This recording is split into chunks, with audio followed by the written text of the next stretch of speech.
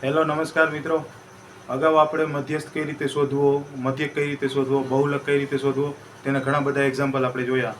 આ એક્ઝામ્પલની અંદરથી આપણે એ જોવાનું છે કે જ્યારે કોઈ એક વર્ગ કોષ્ટક આપેલું હોય, એક વર્ગ અંતરાલ આપેલું હોય તો તેની અંદર આપણે મધ્યક, મધ્યસ્થ અને બહુલક એક સાથે કઈ રીતે શોધી શકીએ, અને એ પણ સિમ્પલ રીતે, મતલબ કે એની લોંગ રીત જે છે મધ્યક શોધવાની, મધ્યસ્થ શોધવાની કે બહુલક શોધવાની, તે લોંગ રીત નહીં પણ મતલબ એવી કે તમે ઇન શોર્ટ શોધી શકો અને મધ્યસ્થ અને મધ્યક અને બહુલકનું મૂલ્ય જે આવે તે સેમ જ આવવું જોઈએ, ખોટું ન આવવું જોઈએ।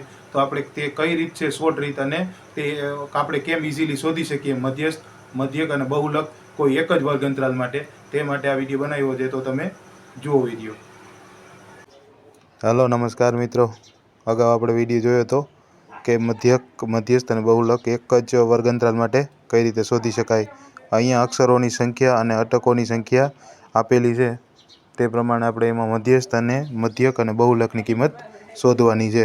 તો સિમ્પલ આપણે અહીંયા એક કોષ્ટક તૈયાર કરી લઈએ છીએ તને તન વસ્તુ શોધવા માટે।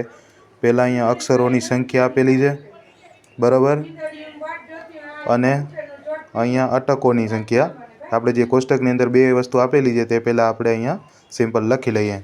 પહેલાં અક્ષરોની સંખ્યા અને અટકોની સંખ્યા બે આપેલી છે। તો 1 થી 4 વાળો જે અક્ષરોની વર્ગ અંતરાલ છે તેમાં 6 છે, 4 થી 7 વાળો છે તેમાં 30 છે, 7 થી 10 વાળો છે તેમાં 40 છે, 10 થી 13 વાળો જે વર્ગ અંતરાલ છે તેમાં 16 છે, અને 13 થી 16 વાળો વર્ગ અંતરાલ છે તેમાં 4 છે, અને સિમ્પલ 16 થી 19 વાળો વર્ગ અંતરાલ છે તેમાં 4 છે। આ રીતે હવે આપણે વર્ગ કોષ્ટક જે આપેલું છે તે અહીંયા સિમ્પલ લઈ લીધું છે। હવે આપણે મધ્યક માટે પહેલાં મધ્ય કિંમત લઈ લઈએ, XI, કેમ કે આપણે મધ્યક શોધવો છે તો આપણે XI ની કિંમત તો જરૂર પડશે। તો બે પદોનો સરવાળો ભાગ્યા 2, 4 + 7 ભાગ્યા 2, 7 + 10 ભાગ્યા 2, એવી જ રીતે 10 + 13 ભાગ્યા 2, 13 + 16 ભાગ્યા 2, એવી જ રીતે 16 + 19 ભાગ્યા 2। તો આ સિમ્પલ આપણે XI ની કિંમત અહીંયા બધેની મેળવી લીધી। હવે આપણે છે FI XI, મતલબ આપણે FI XI ની કિંમત જોશે મધ્ય કિંમત માટે। તો સિમ્પલ તમે 6 × 2.5 કરશો તો થશે 15, 30 × 5.5 કરશો તો 165, 40 × 8.5 કરશો તો થશે 340, 16 × 11.5 કરશો તો થશે 184, એવી જ રીતે 4 × 14.5 કરશો તો થશે 58, અને 4 × 17.5 કરશો તો થશે 70, બરાબર છે। તો FI XI અહીંયા મળી ગયું છે આપણે બધેની।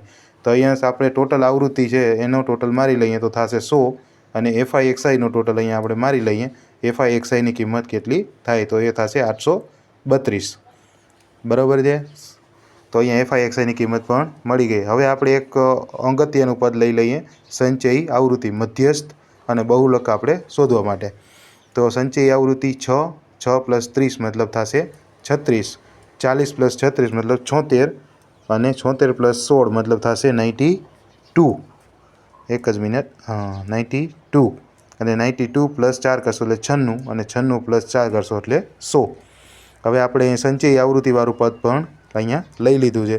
હવે આપણે સિમ્પલ પહેલાં મધ્યક, મતલબ નવો મધ્યક x બાર બરાબર sigma FI XI upon sigma FI। તો સિગ્મા FI XI ની કિંમત કેટલી છે નીચે 832 ભાગ્યા સિગ્મા FI મતલબ 100। તો આપણો નવો મધ્યક x બાર કેટલો થશે 8.32। તો સિમ્પલ આપણે મધ્યકની કિંમત અહીંયા આપણે શોધી લીધી કે મધ્યક કેટલો મળે। હવે એવી જ રીતે આપણે મધ્યસ્થની કિંમત જોઈ લઈએ કે મધ્યસ્થ આપણે શું મળે છે। મધ્યસ્થ વર્ગ પહેલાં જોઈ લઈએ। મધ્યસ્થ વર્ગ કયો થશે 7, 7 થી 10 વાળો જે વર્ગ છે તે થશે મધ્યસ્થ વર્ગ માટે L બરાબર 7, મધ્યસ્થ વર્ગની અધોસીમા L। એવી જ રીતે CF મતલબ મધ્યસ્થ વર્ગના આગળના વર્ગની સંચયી આવૃત્તિ। એવી જ રીતે F બરાબર મધ્યસ્થ વર્ગની આવૃત્તિ, એ છે 40।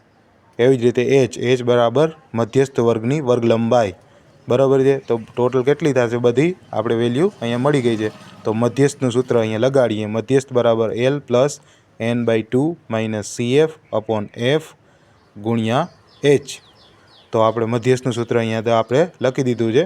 તો હવે સિમ્પલ એમાં બધી કિંમત ઉપરની જે છે તે અપ્લાય કરી દઈએ। તો n/2 મતલબ થશે 50 માઇનસ CF મતલબ થશે 36, F બરાબર 40 ગુણ્યા H બરાબર 3. બરાબર છે.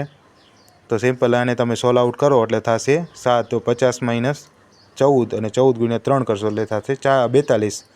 તો થશે 8.05 બરાબર મધ્યસ્થ. તો આ આપણે તમને આ વર્ગ આવૃત્તિ માટે મધ્યસ્થની કિંમત અહીંયા મળી ગઈ. હવે બાકી રહ્યું છે એક જ મહત્ત્વનું પદ, બહુલક. હવે આપણે બહુલક માટે બહુલકનું સૂત્ર શું છે? તો L plus F1 minus F0 2F1 minus F0 minus F2 ગુણ્યા H. બરાબર છે. તો એલની કિંમત તો આપણે ખબર છે, મધ્યસ્થ વર્ગ જે છે તેની L મતલબ 7, F1 મતલબ કે જે મધ્યસ્થ વર્ગ છે તેની આવૃત્તિ કેટલી છે? 40 માઇનસ F0 એટલે મધ્યસ્થ વર્ગના આગળના વર્ગની આવૃત્તિ. બરાબર છે. તો માઇનસ 30 અને F2 બરાબર થશે 16 મતલબ મધ્યસ્થ વર્ગના પાછળના વર્ગની આવૃત્તિ અને H બરાબર વર્ગ લંબાઈ. તો આ બધી કિંમત આપણે અહીંયા અપ્લાય કરી દીધી છે. તો હવે તમે એને સોલ્વ આઉટ કરો તો થશે 10 80 માઇનસ 30 મતલબ 34 થશે ગુણ્યા 3. તો બહુલક બરાબર કેટલા થશે? 8 7.88. તો સિમ્પલ તમે અહીંયા તમને તને કિંમત મળી ગઈ. સિમ્પલ મધ્યસ્થ, મધ્યક અને બહુલક કઈ રીતે શોધી શકાય કોઈ એક જ વર્ગ કોષ્ટક માટે.